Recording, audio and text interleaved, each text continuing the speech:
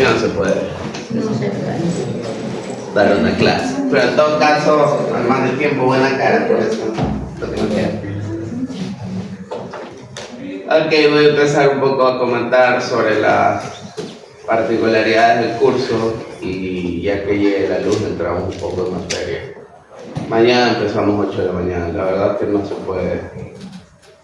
O sea, no por el hecho, si entrara siquiera más luz por la ventana, se podría, pero estas personas creo que ni se abren. Entonces, por lo menos un foco, algo. Pero así oscura, vamos a escribir cualquier cosa y no vamos a poder verlo. Es por gusto. Entonces mañana empezamos a las 8. Ojo, yo arranco a las 8, tiene que estar aquí unos 15 minutos antes. Para sacarle provecho por lo menos a la hora de luz que tenemos. Ok, bueno, veo caras conocidas. Después de mecánica de suelos 2. Bueno, estamos en cimientos, es una de las materias más importantes dentro de la rama de geotecnia. Esencialmente, pena un poco analizar qué es una cimentación, por lo menos conceptualmente. Entonces, quiero saber ustedes qué entienden o piensan o creen que es una cimentación. ¿Cuál es la función de una cimentación? Cimientos o cimentaciones, ¿qué entienden por eso? ¿Cuál es su función? Vale equivocarse.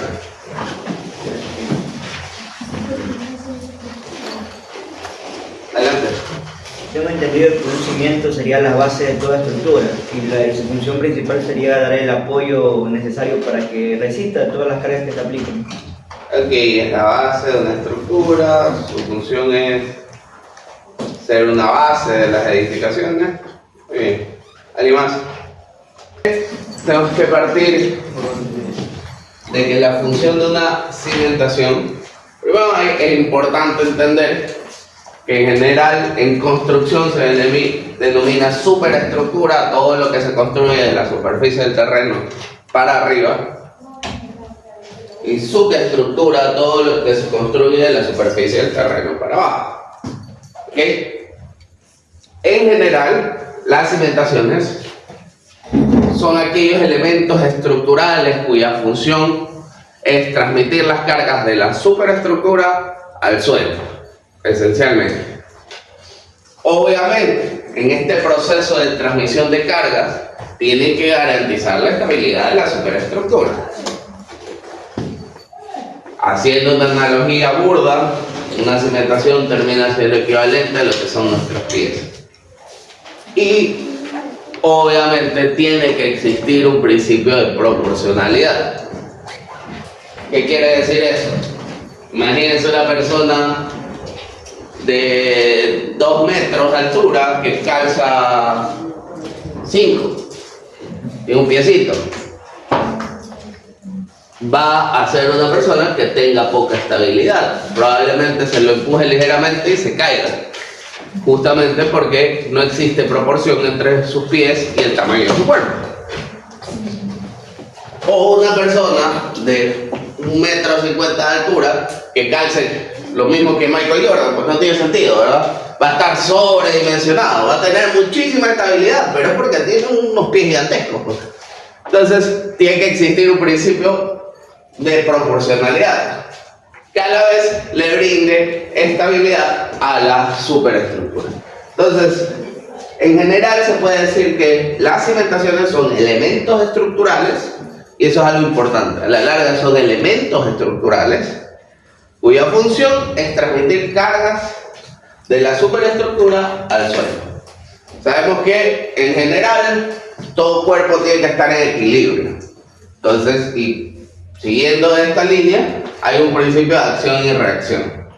Entonces, la superestructura representa, por ejemplo, un peso que, para que se encuentre en equilibrio, ese peso tiene que tomarlo el suelo. Principio de acción y reacción. Producto de la sobrecarga que se está aplicando, obviamente el suelo va a reaccionar y va a tender a comprimirse.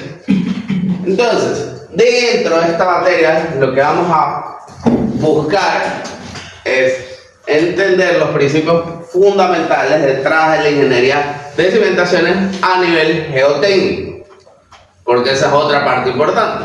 La ingeniería de cimentaciones es una parte de la ingeniería que es multidisciplinaria.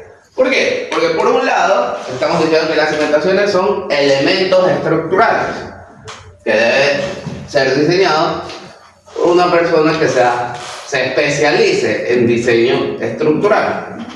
Pero por otro lado, transmiten las cargas al suelo y producto de eso, el suelo va a reaccionar.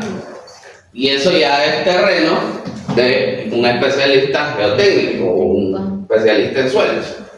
Entonces es multidisciplinario. Y lo otro es que de cierta forma estas dos ramas terminan interactuando y cualquier tipo de solución que se proponga tiene que poder ser construible. Entonces también tiene una mezcla importante de ingeniería de la construcción, de una especialidad en construcción. Básicamente se busca mezclar criterios de todas estas especialidades con la finalidad de obtener una solución óptima. ¿Ok? Entonces, el diseño estructural de los elementos de cimentación, y cuando digo diseño estructural, no es otra cosa que calcular la fuerza cortante y el momento y proceder a colocar acero de refuerzo. Eso se trata en hormigón 2. Eso no lo vamos a ver aquí. Pero todo aquel componente geotécnico que esencialmente se enfoca en capacidad de carga del suelo, porque el suelo tiene que tener la capacidad de tomar la sobrecarga que la superestructura le va a transmitir, porque de nada me sirve tener el mejor diseño estructural de mi edificación, un diseño óptimo, si es que transmito las cargas al suelo y el suelo me falla. O sea, todo se va a la basura. Entonces es una de las primeras partes imprescindibles, que el suelo tenga la capacidad de tomar la sobrecarga que se le va a transmitir. Entonces es uno de los primeros aspectos fundamentales que vamos a analizar. Segundo aspecto fundamental, que si bien el suelo puede tener la capacidad de tomar esta sobrecarga sin fallar, sabemos que va a reaccionar. Lo que tenemos que controlar es que esta reacción de parte del suelo esté dentro de límites permisibles. ¿Qué quiere decir esto? Puede ser que yo construyo una edificación, transmito la carga al suelo y el suelo logra tomar la carga, pero producto de eso el suelo se asienta 35 centímetros. Obviamente son asentamientos excesivos que van a comprometer la serviciabilidad de la edificación y están fuera de cualquier límite permisible. O supongamos que los asentamientos no son uniformes, son diferenciales, es decir, se asienta más de un lado que del otro. Y producto de esto sí se puede generar daños en los elementos estructurales y no estructurales. Entonces, todos estos aspectos tienen que evaluarse también dentro de la ingeniería de cimentaciones y es en lo que nos vamos a enfocar. En general,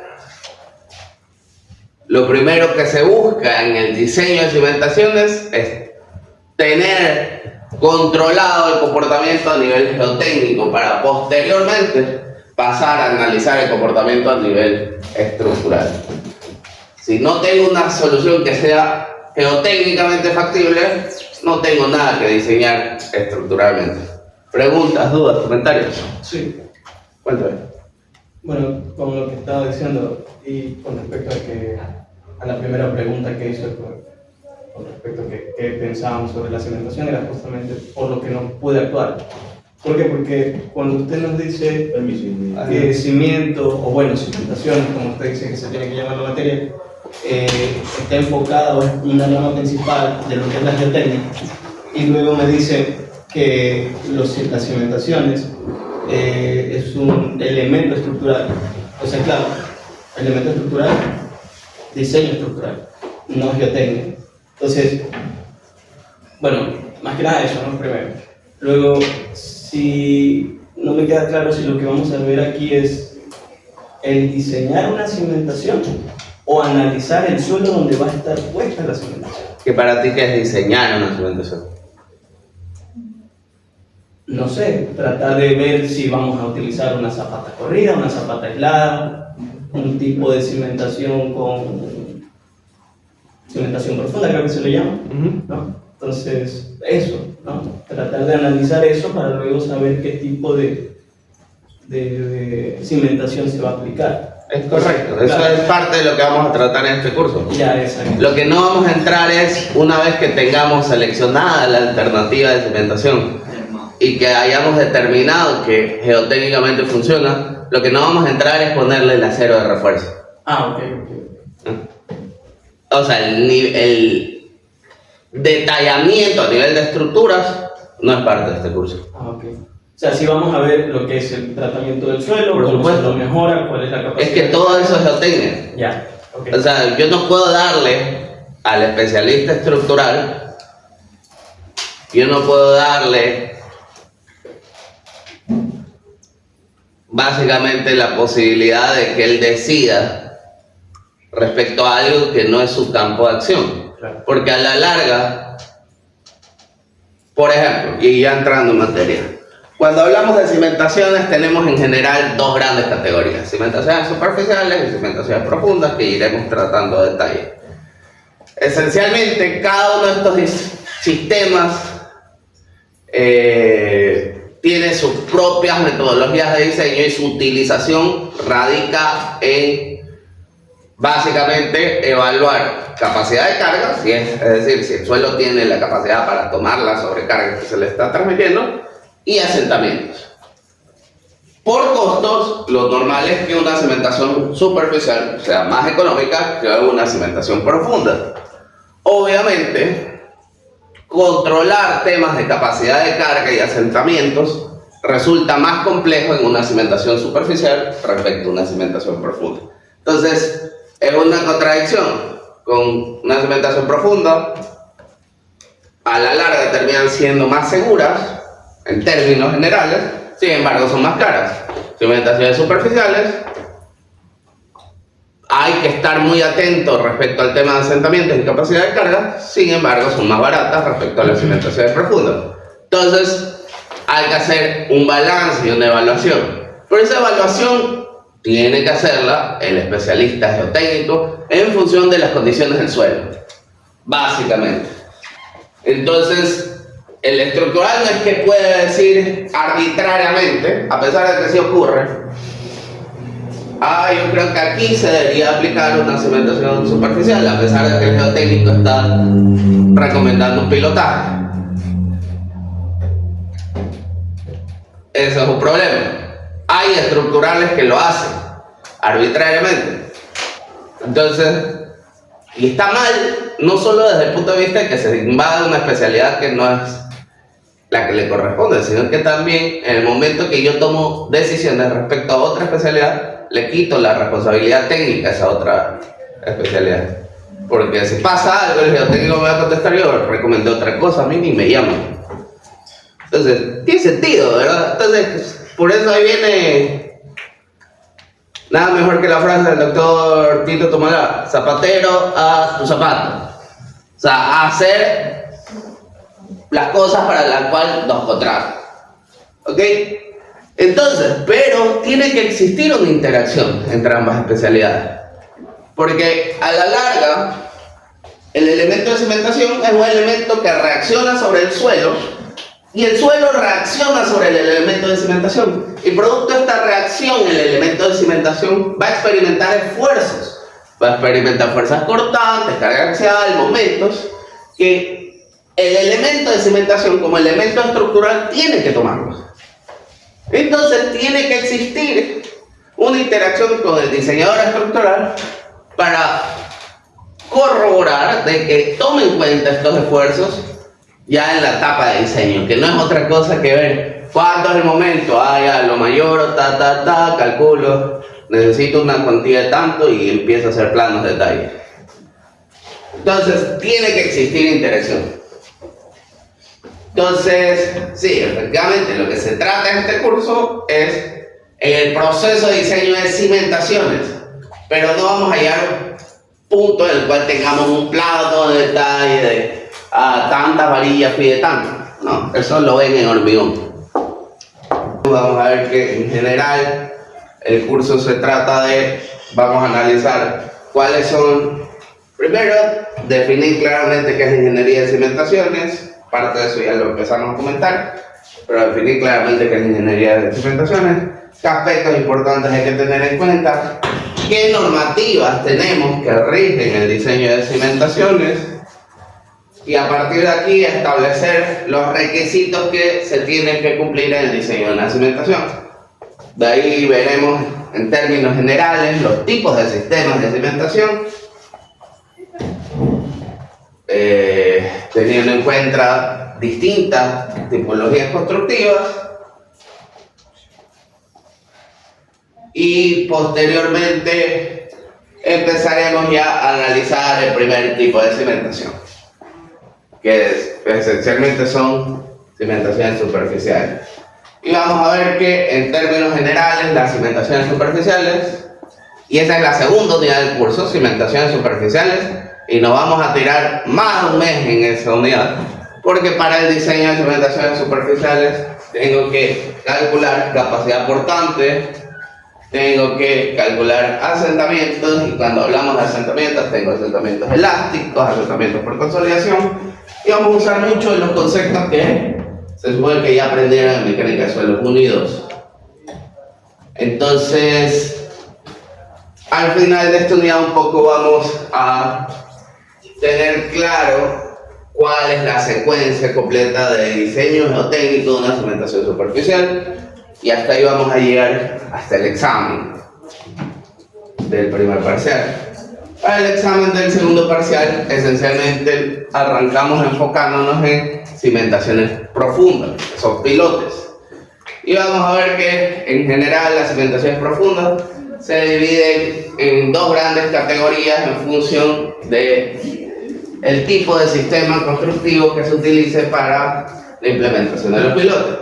Vamos a tener pilotes hincados y pilotes prebarrenados.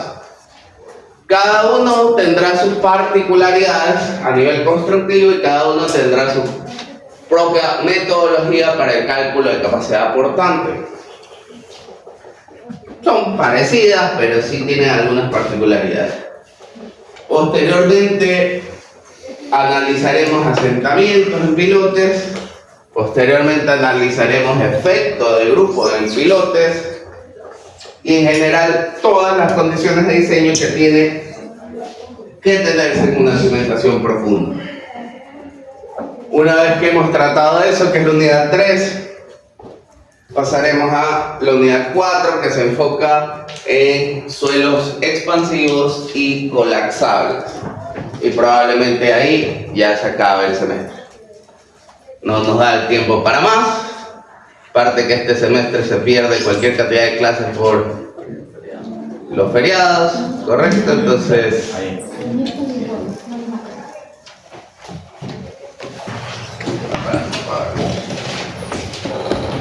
a ver, listo, como parte de lo que habíamos mencionado, el día de hoy vamos a hacer un repaso muy rápido de los fundamentos de mecánica de suelos que tenemos que tener claros para poder abordar esta materia denominada cimiento.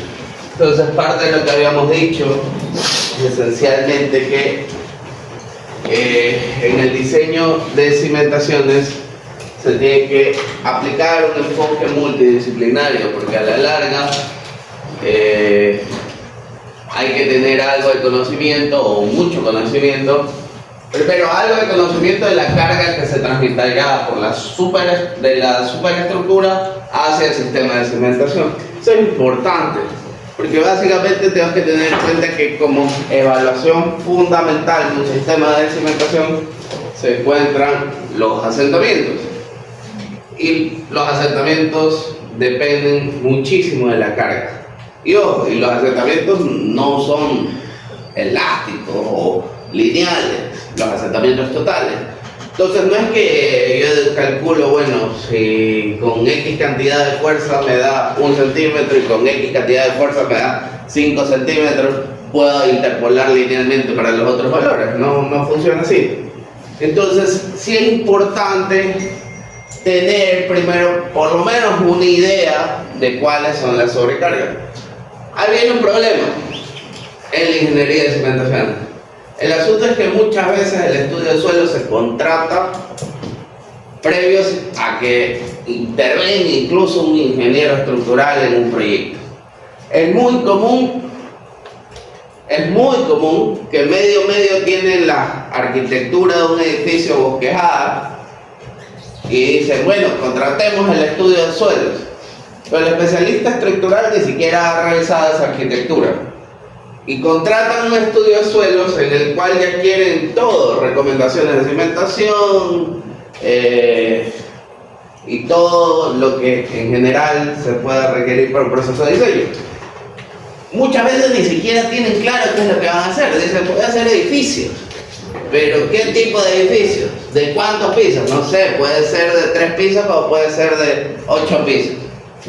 Obviamente, la carga cambia drásticamente.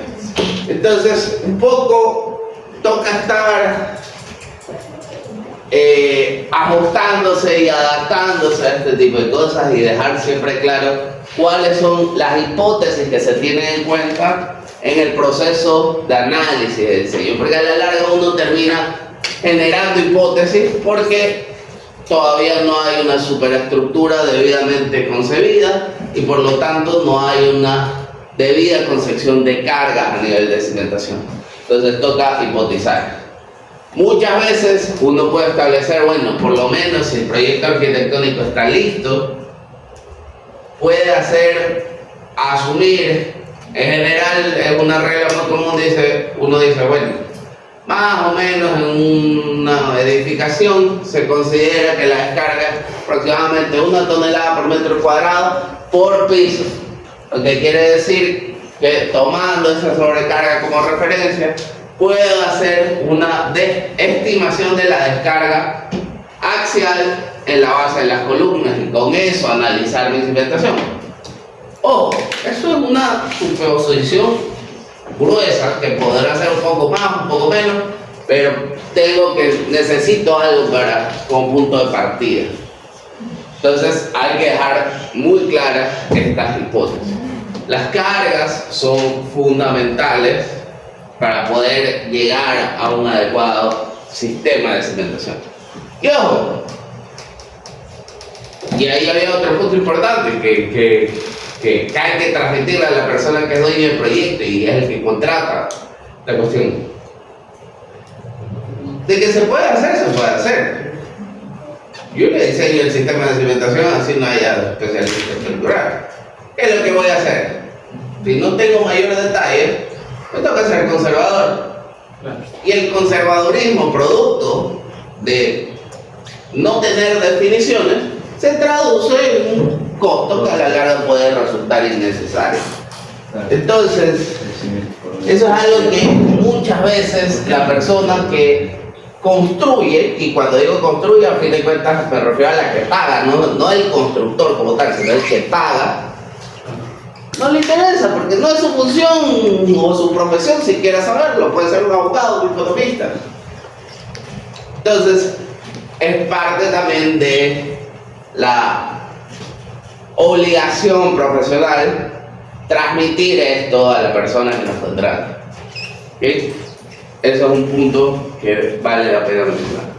Ok, obviamente hay que tener en cuenta las normativas locales y los reglamentos que tenemos que cumplir.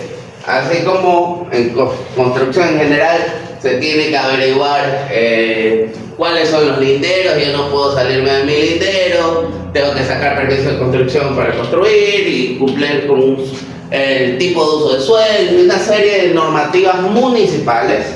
A nivel de estudios de suelos, la verdad que no existe exigencia a nivel municipal, pero sí existe una normativa local, que es la norma ecuatoriana de la construcción, que específicamente tiene un capítulo de geotecnia y cimentaciones, donde básicamente nos establecen lo mínimo que se debe cumplir para el diseño de una cimentación en función de ciertas características estructurales. Ciertas cosas que pide dicha normativa pueden resultar excesivas, porque por ejemplo, dicha normativa dice que así sea la estructura más triste, o sea, así sea una choza, tengo que hacer mínimo 3 perforaciones de 6 metros. Si cuesta $100 el metro de perforación, ya ahí solo llevo $1.800 en perforaciones. Entonces es una cuestión que casi no transmite carga. Aparte de lo que me cobra el especialista por el análisis y diseño geotécnico. Entonces, forzar a que estas cosas menores cumplan con estos requerimientos tan exigentes, a la larga termina encareciendo las cosas y mucha gente dice, para eso no hago nada. Porque ya lo lleva a un extremo. ¿Sí? Hay otra gente que se va hacia el otro extremo, que ya debería hacer algo o incluso algo mucho más exigente respecto a lo que normalmente hace, pero ya buscan abaratar. Entonces, eso hay que tenerlo en cuenta. Tercero, hay que tener siempre en cuenta el comportamiento general del suelo. Sabemos claramente que una arcilla se comporta drásticamente distinto a una arena o a una grava. Entonces, en general hay que caracterizar el suelo, hay que definir un modelo geotécnico que a partir de todas estas características mecánicas que se obtienen mediante ensayos de exploración y de laboratorio, podamos transformarlo y llevarlo a un modelo matemático, en el cual podamos definir características de resistencia y características de compresibilidad, con la finalidad de estimar asentamientos y capacidad de aportamiento. Obviamente hay que conocer las condiciones geológicas. Entonces, para esto, tenemos que tener claros los conceptos fundamentales de mecánica del suelo y los vamos a repasar muy rápidamente, no nos vamos a detener mucho en esto. Entonces, partimos de la definición de qué es el suelo. Los que veo mecánica del suelo 1 y 2 conmigo, saben que hago mucho énfasis en esto porque esencialmente en esto se fundamenta todo lo que se analiza. Entonces, ¿cómo podemos definir el suelo? ¿Cuál podría ser una definición para qué es el suelo? Una pregunta que yo hago mucho. Sí, es el conjunto de... No ha pasado tanto tiempo. Es el conjunto... O sea, salir, terminar el curso, controlar, suprimir. El cierre. Se hace quedar mal, mecánica 1 y 2 Es el conjunto de elementos, no es ningún conjunto. Oh, pero mi cabello, mi cabello.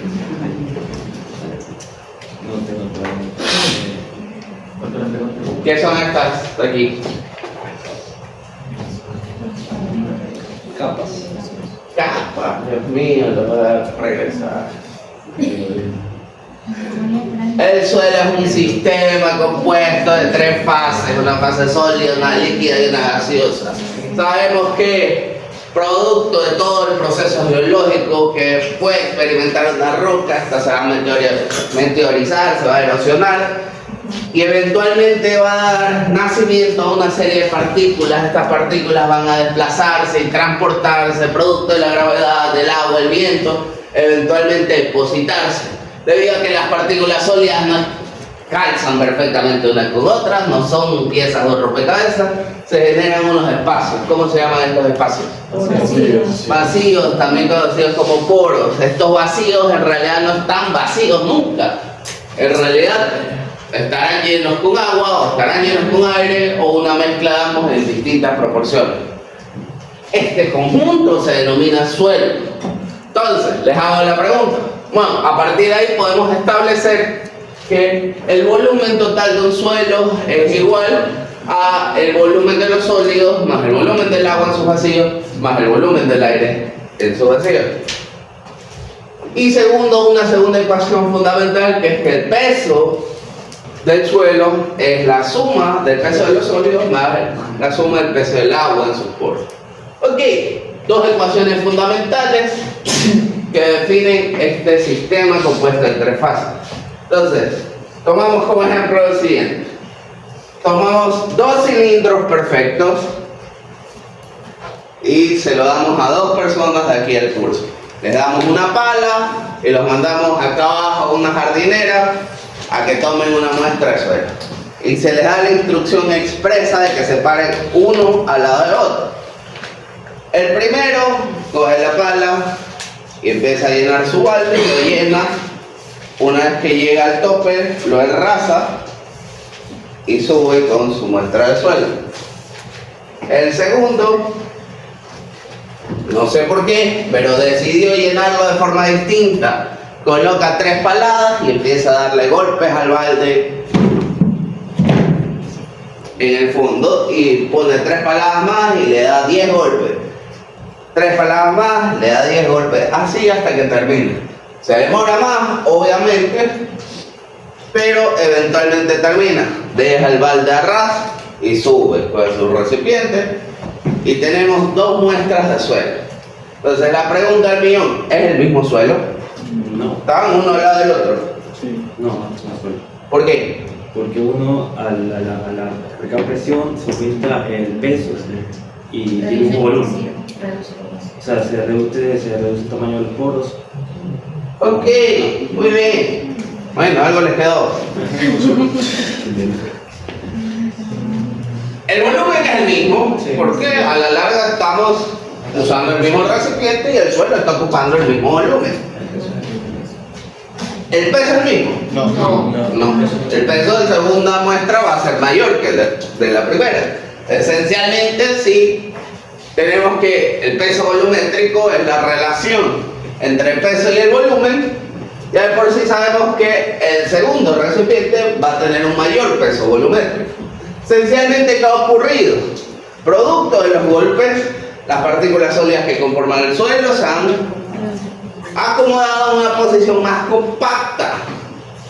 Por lo tanto, en el mismo volumen o espacio disponible, logré introducir mayor cantidad de partículas sólidas. Es por eso que el peso se incrementa.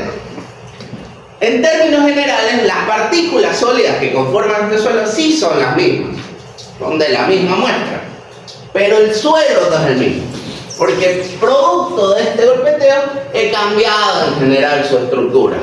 ¿Por qué? Porque los poros son una parte fundamental de la estructura del suelo. Si se incrementan o se reducen, el comportamiento del mismo cambia drásticamente. Y a la larga se termina traduciendo en características de compresibilidad y de resistencia. Es lógico, el mismo material en términos generales, pero uno, producto de estos golpes, tiene una posición más compacta, va a tener una mayor resistencia y va a tener menos compresibilidad, porque la compresibilidad es una función directa de la relación de vacíos. Mientras más vacíos tengo, más compresible es el material. ¿Ok? Entonces, son dos ecuaciones fundamentales que dan pie a una serie de relaciones denominadas como relaciones gravimétricas y volumétricas. Entre estas relaciones tenemos como principales con la letra E la relación de vacíos, con la letra N la porosidad, la letra S grado de saturación, W, que es la primera letra que representa una relación gravimétrica, es el contenido de humedad. Gamma, que espero que ya se sepan el alfabeto griego, es el peso volumétrico. Gamma D es el peso volumétrico seco. Rho es la densidad. Si bien se parece al peso volumétrico, no son lo mismo, son como que primos hermanos. Uno es en función del peso, el otro en función de la masa, y se relacionan mediante la gravedad. Otro parámetro que también se usa muchísimo en mecánica de suelos es la gravedad específica. Ok, entonces, estas son propiedades que se pueden encontrar de forma relativamente simple en laboratorio, pero que a la larga se van a ir utilizando para definir ciertas características de resistencia y compresibilidad. Y vale la pena tener presente y tener claro qué significan físicamente cada una de estas propiedades o parámetros. Ok, entonces, partimos de que el suelo es un sistema, pero esta es una definición muy amplia. Para poder entrar a diseñar una cimentación, yo tengo que tener claro ciertas características de comportamiento. Tengo que tener de cierta forma una forma de caracterizar este material. Entonces, para eso es que se da pie a lo que se conocen sistemas de clasificación. Básicamente, un sistema de clasificación lo que busca es delimitar y categorizar este amplio rango de materiales que pueden ser representados con esta definición. Entonces, la primera propiedad que en su momento se dijo, bueno, vamos a establecer un sistema de clasificación. ¿Cómo podemos generar categorías? Y sabemos que tenemos un sinnúmero de cosas que podríamos tener en cuenta. Por ejemplo, existen sistemas de clasificación en agricultura que toman en cuenta la textura del suelo. En realidad, en mecánica del suelo, la textura es lo último que interesa. Otros sistemas toman en cuenta el color. En un sistema convencional de mecánica del suelo, el color puede brindar información, pero más bien no es una información fundamental, es decir. Entonces, uno de los datos fundamentales que se establecieron en mecánica del suelo es la granulometría, o en general la distribución de tamaño de partículas en una sola muestra. Yo en esta muestra tengo partículas de distintos tamaños y distintas formas. Lo que se buscó es decir, bueno, quiero establecer rangos para los tamaños de partículas, y a partir de aquí se establecieron 4 tamaños de partículas predominantes: gravas, arenas, limos y arcillas. Esencialmente, gravas y arenas son partículas granulares o partículas gruesas, y los limos y las arcillas son partículas finas. Y a partir de aquí nace lo que se conoce como ensayo de granulometría por tamizado. Básicamente es usar una serie de sedazos, por así decirlo, para separar mecánicamente las partículas por su tamaño. Nos permite distinguir claramente las partículas del tamaño de la grava de las partículas del tamaño de las arenas, y las arenas de los finos. No hay un mecanismo mediante granulometría por tamizado que nos permita separar las partículas del limo de las partículas de arcilla. Entonces, en general de este ensayo, por lo menos ya sabemos si las partículas predominantes son gravas, son arenas o son finos. Sabemos que la curva granulométrica en términos generales tiene estas características. Es un gráfico en escala semilogarítmica, como podemos ver. En el eje de las X va el tamaño de las partículas, en el eje de las Y tenemos el pasante acumulado. En general, por eso arrancamos en el 100%, acá tenemos 0. Esta es escala semilogarítmica. En términos generales, la forma de la curva nos da muchos indicios respecto a la gradación de un suelo, que a la vez se relaciona con su comportamiento mecánico. Ahí nacen los conceptos de suelo bien gradado y pobremente gradado. Un suelo con partículas de un tamaño uniforme es un suelo bien gradado o pobremente gradado. Es más gradado porque tiene que tener tamaño de arenas. Bien. Volvió. El mecánica de suelos 2 se fue por la sombra. Es un suelo mal gradado, es correcto. Entonces, la uniformidad de mecánica de suelos no necesariamente es algo bueno. Uniformidad respecto a tamaño. la diferencia en tamaño y representatividad de los distintos tamaños de partículas en una muestra en realidad termina siendo favorable. ¿Por qué? Porque las partículas de menor tamaño se acomodan en los vacíos que dejan las partículas de mayor tamaño. Entonces se vuelve una especie de enjambre que incrementa a la vez la superficie de contacto entre las partículas sólidas y por lo tanto se incrementan parámetros como el ángulo de fricción. La cohesión en realidad no, porque esa es una característica de suelos fijos, pero sí el ángulo de fricción, que a la larga se traduce en mayor resistencia. Obviamente, producto de la gradación, una buena gradación reduce la relación de vacíos y se relaciona con una menor compresibilidad. Menor compresibilidad, menos asentamientos y por lo tanto es un mejor comportamiento.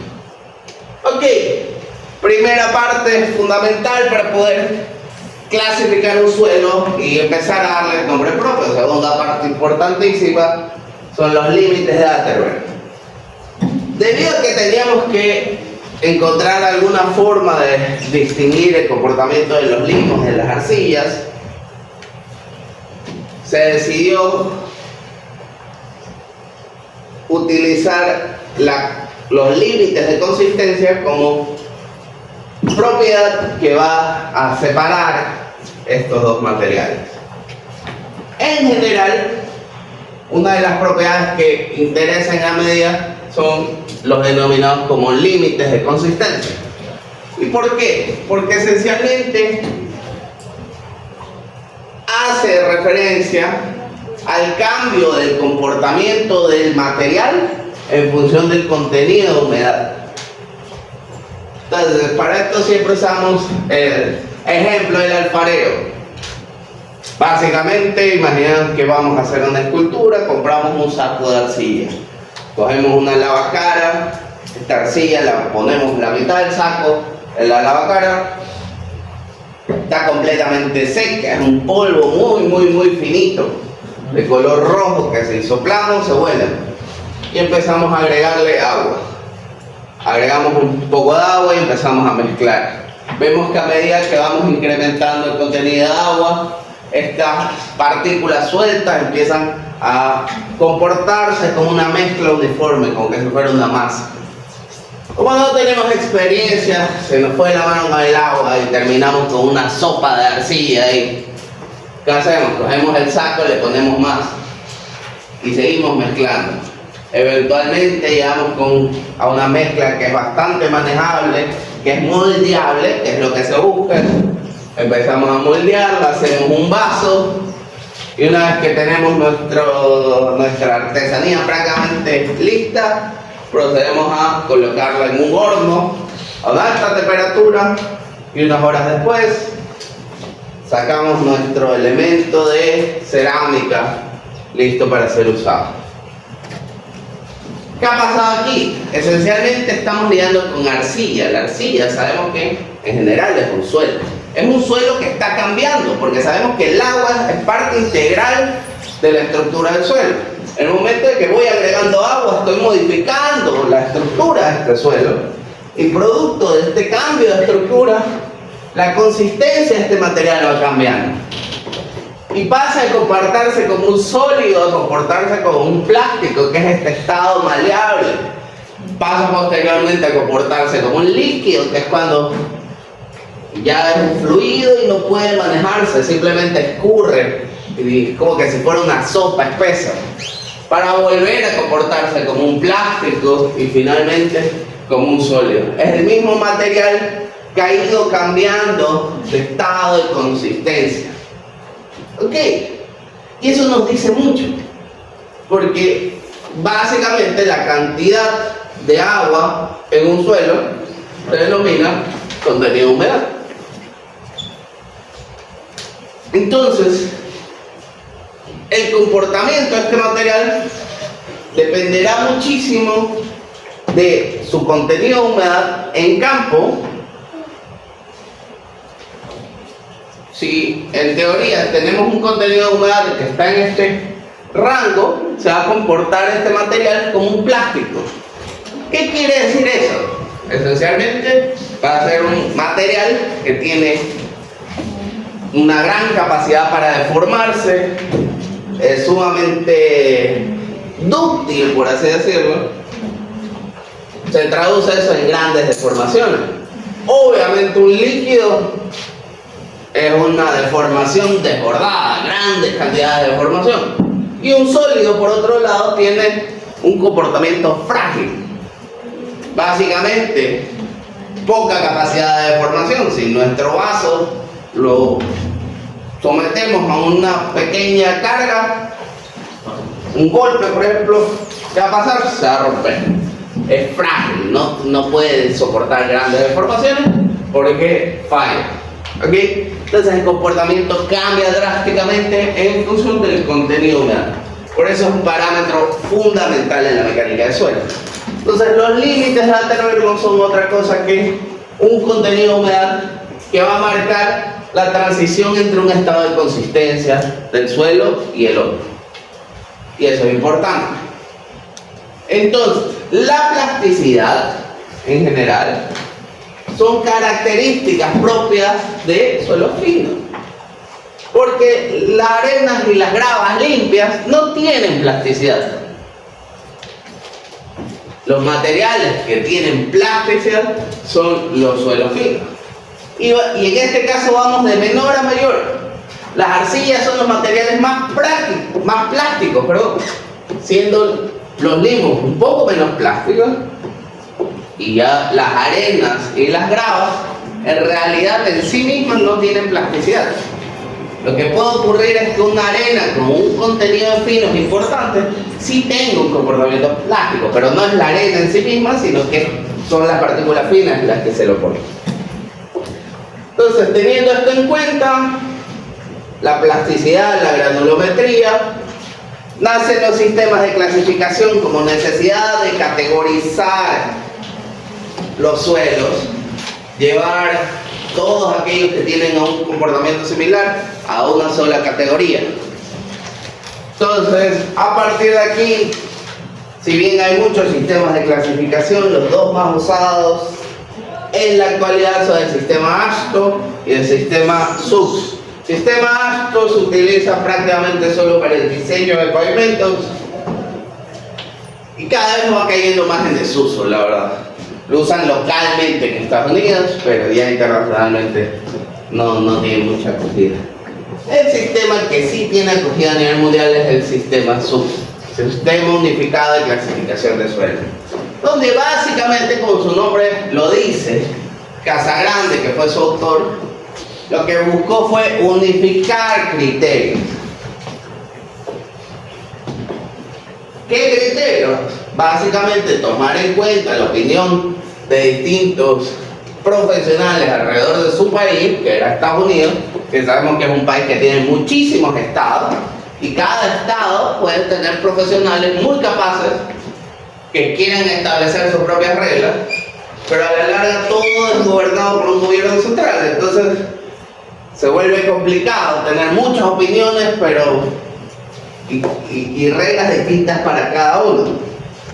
Entonces se establece la necesidad de unificar un solo sistema que aplique indistintamente de donde estemos ubicados, y propone un sistema que en general resulta bastante intuitivo, que ustedes están familiarizados, donde básicamente se les busca dar una inicial a los suelos en función del tamaño predominante de las partículas que lo componen. Aparte de eso, se establecen iniciales que van relacionadas con su comportamiento, con la gradación para los suelos granulares y con la plasticidad para los suelos finos. Obviamente, para los suelos finos se complementa con este gráfico denominado como carta de plasticidad, que esencialmente es un gráfico donde se relaciona el límite líquido con el índice de plasticidad. Y básicamente lo que hizo Casagrande en su momento fue decir, bueno, físicamente, ¿cómo diferencio los limos de las arcillas? Porque no se van a comportar igual. Entonces, físicamente, sí hay una forma de conocer qué porcentaje de partículas son del tamaño de los limos y qué porcentaje de partículas son del tamaño de las arcillas. Teníamos ensayo de granulometría por hidrómetro, pero no es un ensayo común, pero sí para temas de investigación. Entonces se ensayaron una serie de muestras en las cuales se conocía claramente si eran arcillas o eran limos. No había duda de si eran arcillas o limos, porque ya se había hecho la separación física. Y aparte de eso, se obtuvieron los límites líquidos y el índice de plasticidad y se graficaron. Y lo que se observó es que en general los puntos que corresponden a los limos caían por debajo de esta línea y los que obviamente no había línea caían en la parte inferior de la gráfica y las arcillas caían en la parte superior de la gráfica. Entonces eso dio pie a trazar esta línea denominada como línea A, que más o menos delimita los limos de las arcillas. Entonces, el sistema de clasificación SUX nos permite separar los suelos finos entre limos y arcillas en función de su comportamiento. Pero como todo en la vida, y ahora que estamos en una época en que tengo que ser políticamente correcto, como toda en la vida, vamos a tener ciertas arcillas que se quieren comportar como limos y ciertos limos que se quieren comportar como arcillas. Eso también pasa en los suelos. Y en general, como toda nuestra estadística, vamos a tener algo de variabilidad. No es negro o blanco, siempre hay gris. Y es justamente algo que tenemos en cuenta. A fin de cuentas, lo que nos interesa es el comportamiento. ¿Ok? Es más, literalmente hay una zona en la cual Casagrande dijo, chuta, aquí sí no, imposible distinguir si son lo uno o lo otro. Y ya tampoco le dio muchas más vueltas, le dijo, lo encerró en gris y dijo, son las dos cosas. Entonces, menos mal es un espacio relativamente pequeño en la gráfica. ¿Ok? Entonces, esto fue una ventaja y fue revolucionario en su época. Porque ya tenían un sistema bastante simple e intuitivo para poder decir y darle un nombre propio al suelo. Es decir, bueno, tengo una arena arcillosa. Y eso ya nos empieza a decir muchísimas cosas respecto a su comportamiento. Arena arcillosa, una arcilla de alta plasticidad. ¿Por qué? Porque sabemos, aparte de eso, como información complementaria, que los suelos granulares son altamente permeables. Sabemos que la permeabilidad se termina relacionando con el tiempo en el que ocurrirá la deformación. Sabemos el tipo de deformación que va a experimentar este tipo de suelo solamente conociendo su nombre. Por otro lado, arcilla, sabemos que es material muy poco permeable, prácticamente impermeable. La clasificación también me dice algo respecto a la plasticidad. Puede ser CH, puede ser CL. Significa que puede ser de alta plasticidad, que se traduce en mucha deformación. Y poca permeabilidad significa voy a tener asentamientos que van a ocurrir a lo largo de un periodo de tiempo producto de la sobrecarga. Probablemente no tenga una buena resistencia, puede ser que tenga poca resistencia, o en términos generales las arcillas tienden a tener menos resistencia al corte que lo que son las arenas o las gravas. Entonces ya empiezo a tener información respecto a su comportamiento netamente en función del sistema de clasificación. Entonces por eso fue revolucionario. Permeabilidades. En el diseño de cimentaciones no solo nos interesa la magnitud de los asentamientos, sino que también nos interesan los tiempos de asentamiento. Una de las prácticas más comunes es la siguiente. Ya lo vuelvo a encender. La vía. y a los lados tiene terrenos normalmente. Entonces, obviamente, yo adquiero este terreno de aquí, este es mi terreno, de aquí hasta acá, el espacio que tengo disponible para ejecutar mi construcción, mi vivienda o lo que sea que me dé la gana de hacer. Entonces, por un principio hidráulico, si yo construyo acá abajo, ¿qué es lo que va a pasar? Va a llover, la vía es el punto más alto y va a drenar hacia mi terreno y me voy a inundar. Y obviamente no solamente es el trabajo que implica ponerse a baldear y sacar el agua,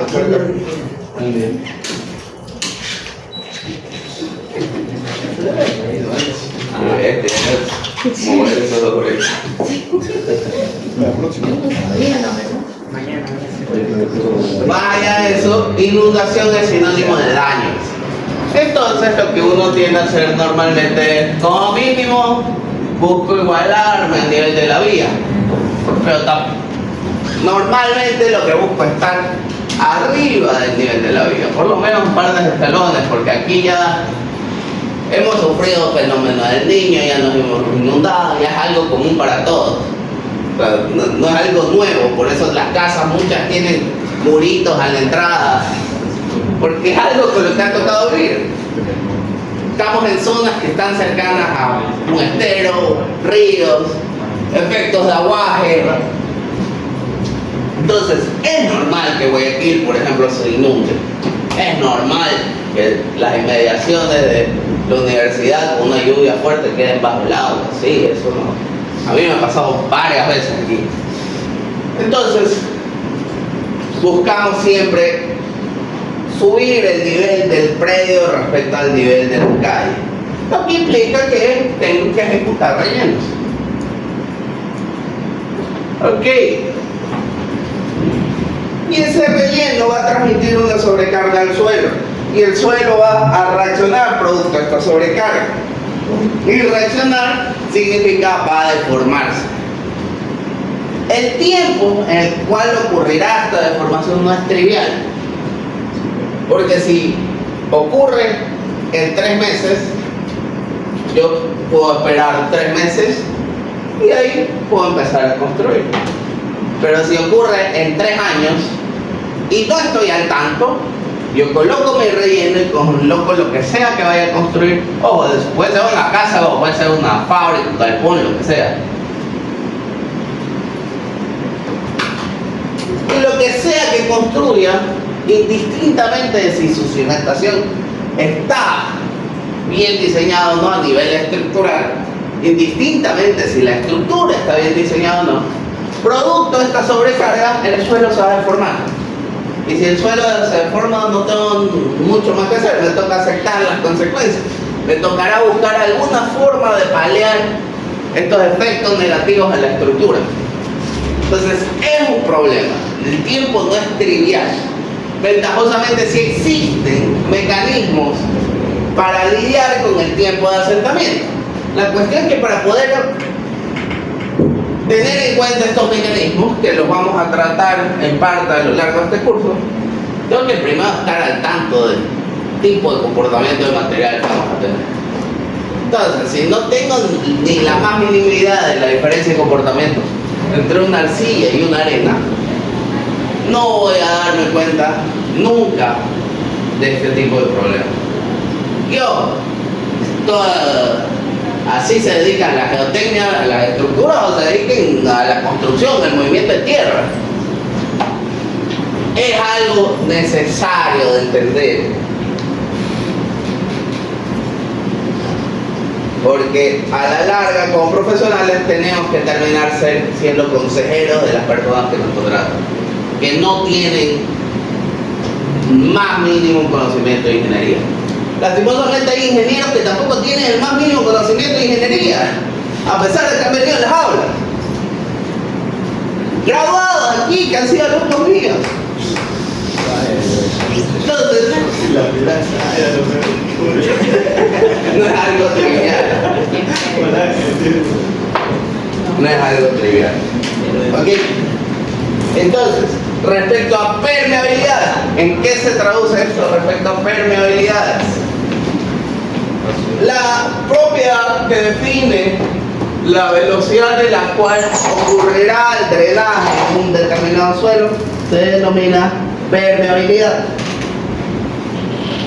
Y la permeabilidad varía drásticamente en función del tipo de suelo, tal como podemos ver en esta tabla que tiene unos determinados rangos estimados. Y vemos que en general las permeabilidades van de mayor a menor, siendo las gravas las que mayor permeabilidad tengan, o conductividad hidráulica es lo mismo, y que este parámetro va reduciéndose a medida de que el tamaño predominante de las partículas se reduce, siendo las partículas de menor permeabilidad las arcillas líquidas sobre todo, llegando a ser materiales prácticamente impermeables.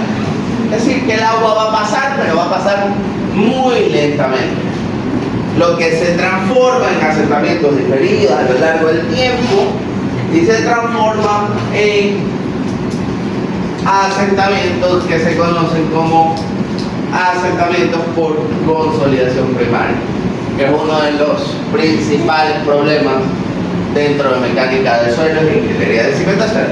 ¿Por qué? Porque para la cimentación me puede cambiar el tipo de sistema de cimentación que voy a utilizar. Por ejemplo, supongamos, puede ser que yo analice un sistema de cimentación superficial que puede ser que por capacidad de carga el suelo tenga la capacidad de tomar esta sobrecarga, pero producto de esa sobrecarga va a experimentar grandes deformaciones. Y no solo que van a ser grandes, sino que van a ocurrir a lo largo de un extenso periodo de tiempo, en el cual la estructura ya va a estar en condiciones de servicio. Entonces tengo que tomar medidas, y muchas veces una de esas medidas es cambiar el tipo de cimentación a una cimentación profunda, cuyo concepto general lo que busca es tomar la carga de la superestructura y transmitirla al suelo, pero no al suelo superficial, sino un estrato más profundo. De tal forma que logro salvar este problema de las deformaciones ocurriendo a lo largo de un extenso periodo de tiempo. Obviamente eso se traduce en un incremento importante a nivel constructivo. Esto es el mejor de los casos, si es que tuve la capacidad de ver el problema y lidiar con ello. Caso contrario, no tuve la capacidad de hacerlo, implementan la cimentación superficial y un año después me están buscando hasta debajo de las piedras para reclamarme. Y la verdad es que en otras partes nos demandan, pero acá en nuestro país nos matan. Entonces yo prefiero que me manden una carta legal de que ingeniero va a ser responsable a que me manden una moto con... Entonces, no es trivial, ahora menos que nunca es algo trivial el tema de la responsabilidad profesional. Y ahora se vuelve un deporte de riesgo. Entonces hay que tener cuidado y hacer las cosas técnicamente. ¿Ok? Preguntas, dudas, comentarios. Ok.